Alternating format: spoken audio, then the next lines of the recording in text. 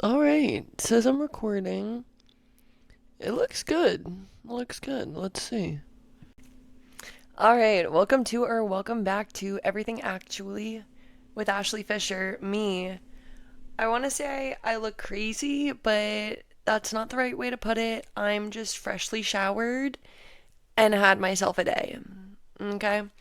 So, I haven't uploaded in a while. Don't think I've actually uploaded since I've updated the name. So now the Instagram handle is at Everything Actually Podcast. Nice, simple, gorgeous, cute.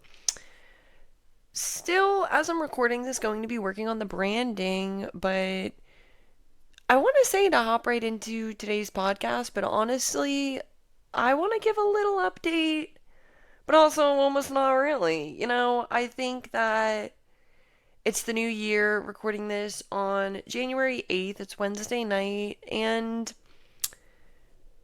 all of, if you were to circle elements of your life like career, health, relationships, I feel like those are my three big bubbles. All of those are going through drastic shifts right now. So that's not what this episode's about. But to try and make something positive out of it. And this is what I always tell myself when things are happening, for lack of better words. You need your current life to fall apart before you can build your new one.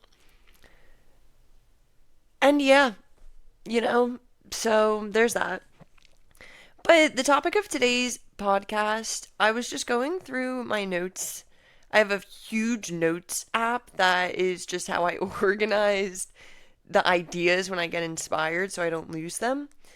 And this one is the main point is the need for connection. The need for connection. I think we can just start there, and this is going to go on so many different side tangents that because there's just so much to go into it. So, the need for connection. This is a human. Also, these are just disclaimer, these are all my thoughts. There's the only research behind it is what I've like read and collected over the years from other people and sources, but also I'm not citing anything, so take everything I say how you will. So the first one is Misery Loves Company, which I think is just such a fun one to observe.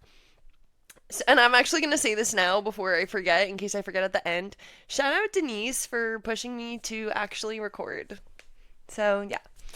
But, anyways, where I was going with that is Misery Loves Company. Have you noticed when people will people will just complain about things? Like, yeah, obviously, but it's like when people complain. So let's say, oh my God, oh my goodness, I'm trying to think of a good specific example. Imagine you're in a group of three friends, right?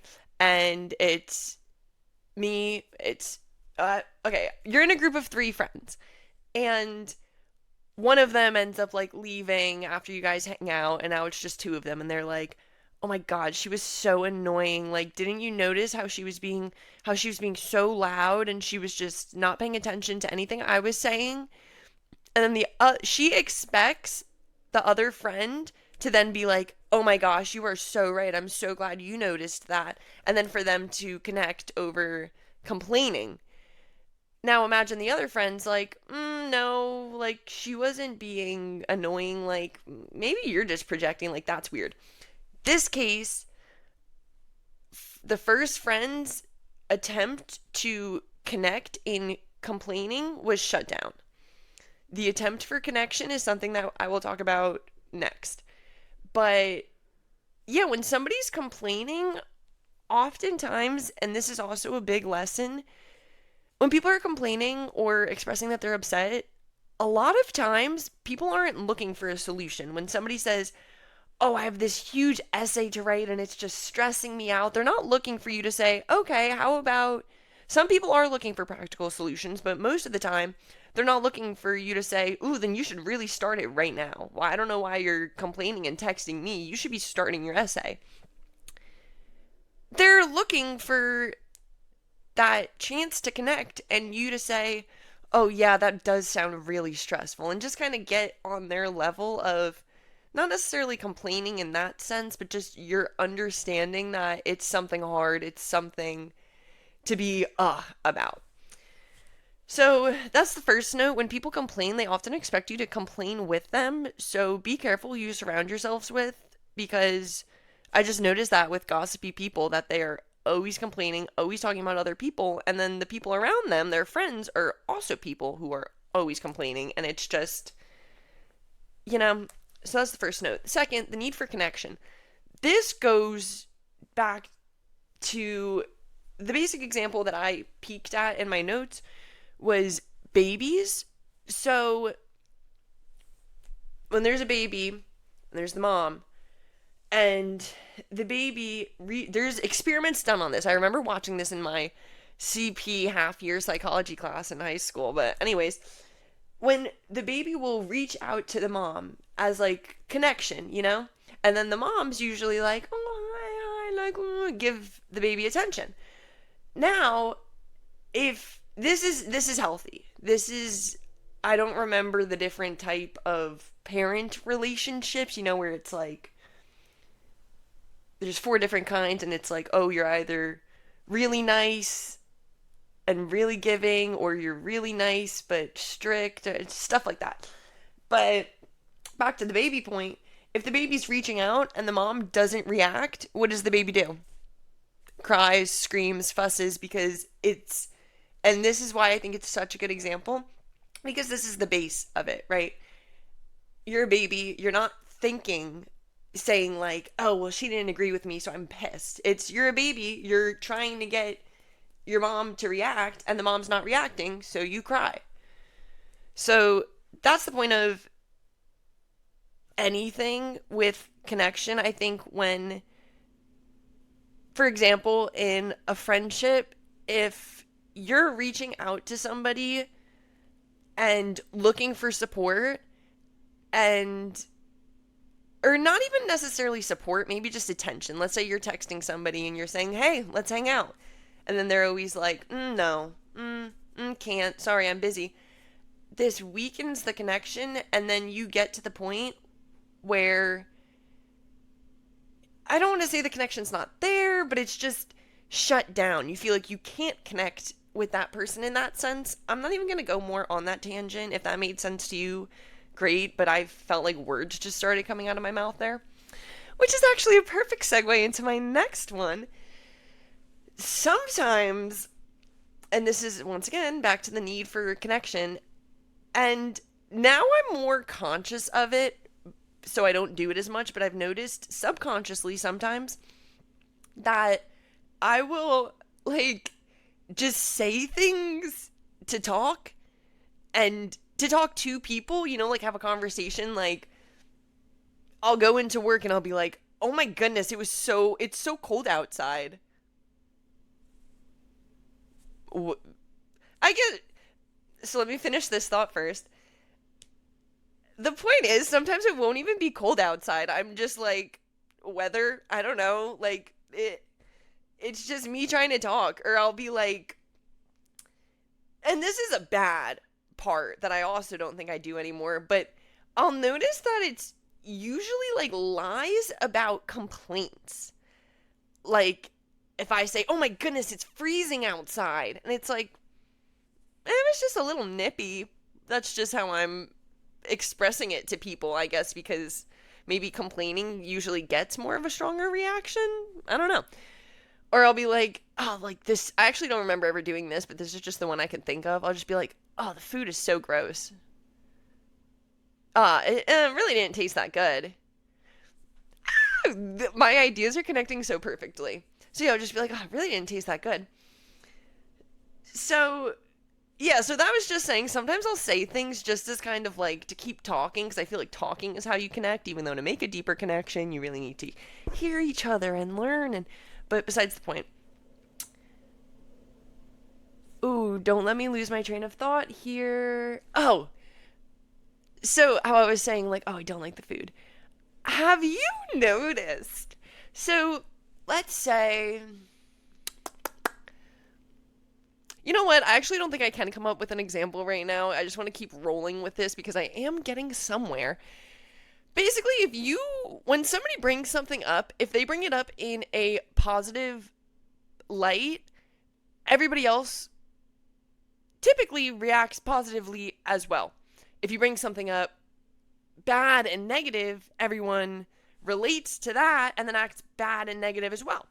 So let's say I saw, and there's always ifs and there's always the gray area in my topic, so that's why I keep going like, well, so let's say I saw a movie, right? And I'm me personally, like my thoughts on it are, I honestly didn't really like it. Like didn't like it. Now, if I'm with somebody and they're like, oh my goodness, I saw this movie, it was so great, like this part was great and this part was great, like what did you think about it? Unless I really, really hated the movie, and even then, I'm not gonna be the type of person. I was gonna say I'm not gonna be the type of person to be like, I hated it after they're like, I loved it. But also, I feel like I would. I don't know if that's wrong. I'm getting uncomfortable with how I'm sitting.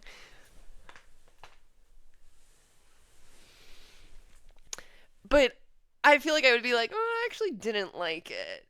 But let's do this with people instead. Like, I wish we could relate on certain people. But if somebody brings up somebody and they're like, oh, they're awful, like they just do this, this, and this, and like they're just like, I hate them. And then everyone else is like, yeah, like I just hate them. Like, I get that. It's awful. But then people could bring another group of people can bring up the same person to that one same person and be like, yeah, this is actually great. Like, I love this. And then they'd be like, yeah, you know what? They are kind of great. Like, you know? And here is one harsh part, I think, is that people will change their views and values to be able to connect more and fit in with other people. And it can especially be harder if it's a social dynamic that perhaps you're new to or trying to fit into. So if you're with your best friend of 10 years and she and you see the same movie and she loves it and you hate it, you're going to tell her that you hated it because you guys are connected on so many other things. Versus if you're at a new book club that you just joined and a girl that you're talking to is like, oh, I saw this movie and I loved it. Like, what did you think? I think you're more likely to be like, or if you're in a bigger, like the rest of the book club was on her side saying, yeah, this movie was great. And you're like, as a new person, and this is the reality of it, if you say yes, like, oh yeah, I loved it, they're going to be like, yeah, like we love it. Like she's one of us. But then if you say, I actually didn't like it, I feel like even subconsciously, it's just nature. That connection just isn't there for that element. I'm not saying they're not going to like you because you didn't like the same movie as them, but just that they're going to, for at least a second, be like, oh, couldn't connect on that. You know, I wish I could give more insight on, and I definitely can, not to be like, I wish I could. Like, I can easily look it up right now. I'm just, but I just think it goes back to literally tribes. Like, back to tribal days. Like, that's why you went. Here's kind of what I wanted to look more into. You were a part of a tribe because it made you safe. It was a community that, yes, fulfilled your social needs, I'm sure, but also wasn't, like, it was essential for life. And I'm talking about in the hunting gathering days, like, like when you start a history book, like that type of stuff. You essentially had to be a part of a tribe to survive. So, that's also a part of connection. So this is ranging from like connection with somebody, like the baby and mom comparison I made, but also connection to a community. Yes. Being a part of a community is so fulfilling and essential, in my opinion. And even, I guess, if it's not a community and you just are deeply connected with a bunch of people in your life, that is essential for life. So let me see what else. This is the blurb. Oh, this is the blurb that I'm reading off of. So I hit misery loves company. I say sometimes I'll say I'm bored or hungry when I'm not. How people will. Oh, this is another connection one. How people will say that they're friends with somebody just because they're mentioned. So let's say I'm like, let's say somebody in my English class is named Allie, and I tell then one of my sorority friends, I'm like, oh, by the way, I graduated college last year. It's just easy for me to make these comparisons. I am not in college or a sorority anymore, but there's all that. So I'll say, oh, Allie is in my English class. And then somebody in my sorority will be like, oh my goodness, Allie, yeah, I know her. She does this and this and this, and we did that, and da da da da da. And then in reality, Allie is somebody who she hasn't talked to in 5 years since they left middle school and Allie transferred to a different school. You know what I mean? Like, people are so, and there's no issue with this. The only issue I think there is how reliable describing the character then is. Because if my sorority sister is saying, oh yeah, I love Allie, she loves horses and going fishing, but then it's like, now Allie, 5 years later, like, actually was traumatized by horses and is allergic to fish now. You know what I mean? Like, so much can change that then it doesn't accurately describe that person. And I also think this can go into, so now that I told my sorority sister, she's like an open book about it and being like, yeah, my best friend.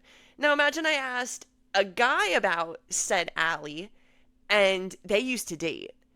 So now, two ways this can go about. One, he's still like gonna be like, I don't really know her. And it's like, this is actually such a totally different, this isn't my point of people always say like, oh, I know her, because that's just them being shady. If they're like, yeah, I don't really know her. But my point with that is just people will tell you different things about somebody based on who asks. So that's just like a fun point also. Like, there could be one, like, I could describe my roommate, and depending on who I'm talking, if I'm talking to my boss, if I'm talking to my mom, if I'm talking to my friend, like, I'm gonna describe her differently, which is just, I don't know, a funny idea. But yeah, to wrap up that one point, literally just that people are so quick to be like, oh yeah, they're my best friend. And then it's like, if I were to go and tell Allie, being like, oh yeah, so and so said that they knew you, they'd be like, I don't remember them actually. I'm not sure who that is. Which also then defeats the point, because you would think Allie would be so quick to be like, oh yeah, I remember them. But like, if she genuinely doesn't remember them.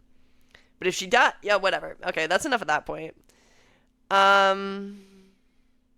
Oh, when anything is mentioned, people do anything they can to relate and connect. I feel like the way that I'm putting these out there sound like I'm complaining. It's not. It's just my kind of header for the idea. So, oh, and this connects to another thing that I'm pretty much just learned from How to Win Friends and Influence People, the book. I didn't read it, but I've just heard things about it. So, so if somebody says, oh, I went to medieval times last weekend, immediately I'm going to be like, oh, I went to medieval times for a trip in middle school. So irrelevant, so in the past, so like far-fetched. Or if someone's like, oh, I just came back from Santa Monica, and you're like, oh my god, I remember, isn't Santa Monica in Hannah Montana Forever? Like that show that used to be on Disney? Like, people will kind of say anything to show that they relate and know what you're talking about. even if they don't. And the point that I was making about the how to win friends and influence people, when people do share with you something exciting, oh, I just went surfing for the first time. You should not say, "Oh yeah, I go surfing all the time," or "Oh yeah, I remember my first time surfing." Even though I feel like that's the instinct to connect, but it often sounds like you're trying to one up them or devalue what they're saying. So just let them have the spotlight and don't say that. That's just a little extra tip. But what else? What else? Oh, and this was another just example of it. If you guys have seen on TikTok when Billy Currington, I literally love him. He's the country artist. I just can't remember if it's, but he's singing Banana Pancakes. Yeah, I was right. He's singing Banana Pancakes, and there's this girl who's like, "I know this song. I know this song." And people like bullied her on TikTok because they were like, "What? Like, we get it. Like, shut up." But she's like, "I was literally 5, hop off." Which makes it a stronger point of, I don't know if she was actually 5, but she was just very young. She was like in pre-K or something.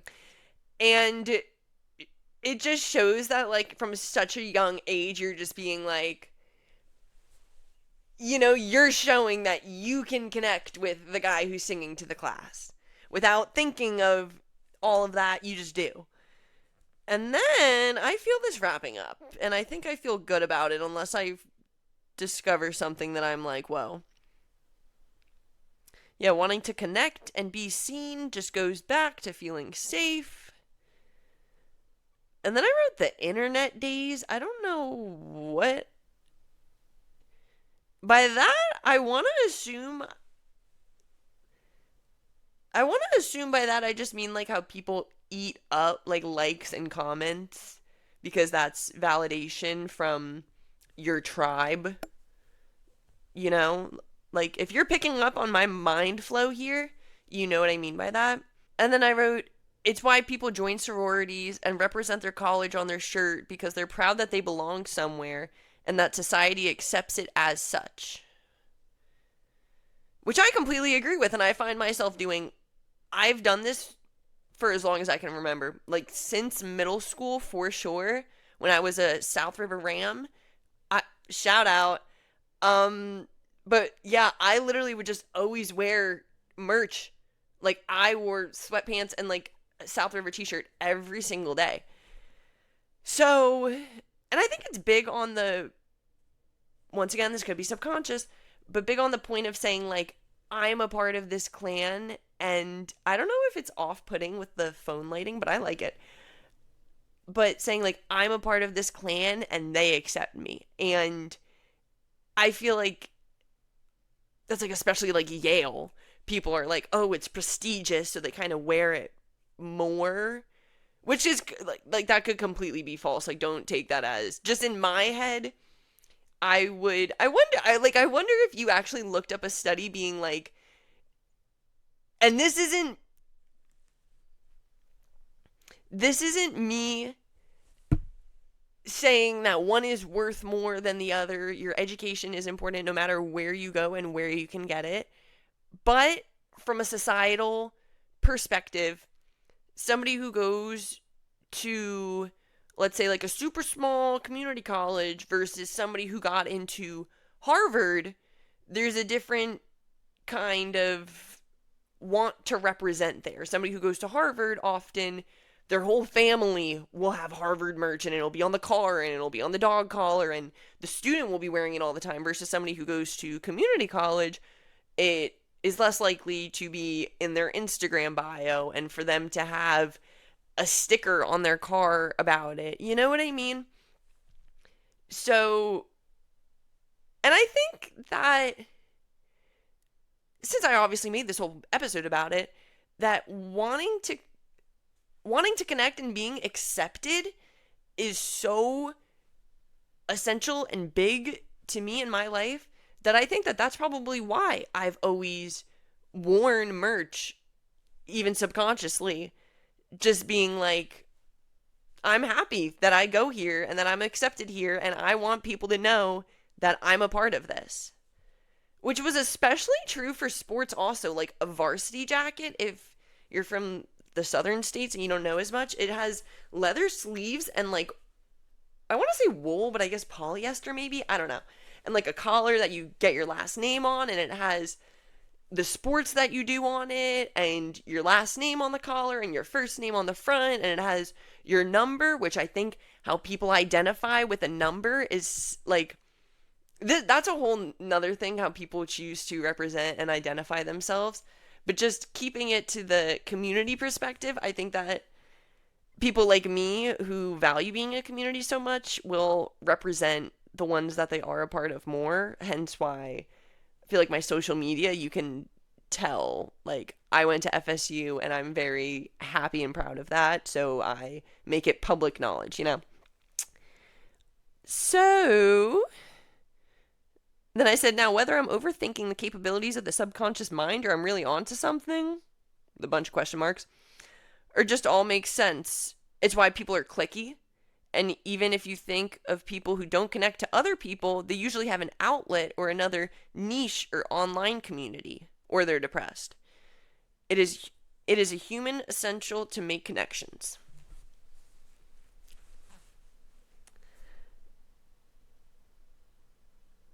Oh. So, with all of that said, there is a slight scare that the 27 minutes that I just recorded is going to freak out and not be here. But this felt really good. And I'm happy to be back. And I'm happy that there is more of a visual element to this now. The vision is to have a cute little chair and a cute little table in front of me and like a fun beverage and just, but for now, today's episode was a cozy, just chatting, just giving you a feel for what this episode's about again, or what this podcast is about again. Everything Actually with Ashley Fischer, which I think is also such a better name because it is everything. And I am, even though my hair does look really blonde from this angle, like, it really is darker now. So it is a lot darker than the picture in the Instagram handle.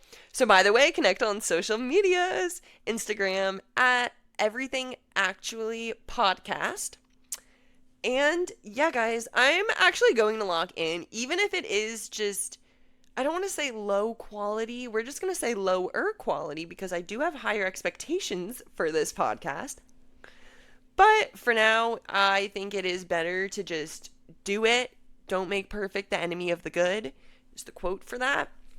So this is what we're doing for now. And I think that it's fun. And I think that this is going to be great. So follow the podcast, comment, like, leave a review, all the good stuff. And I will answer every single one. If you want to slide in the DMs, I will answer it. So if you want to chat with me, I'm here. Thanks for listening. Bye.